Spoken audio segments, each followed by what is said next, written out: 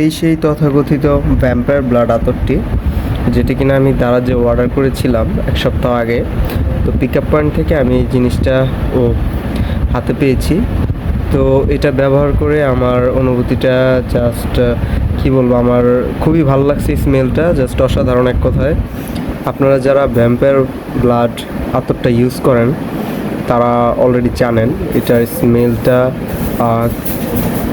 শুরুর দিকে কিছুটা কড়া, বাট অ্যাট দ্য লাস্ট এটা কিছুটা মিষ্টি একটা স্মেল দেয়। মোটামুটি লং লাস্টিং একটা আতর, প্রায় 3 থেকে 4 ঘন্টা আপনার বডিতে থাকবে আশা করি।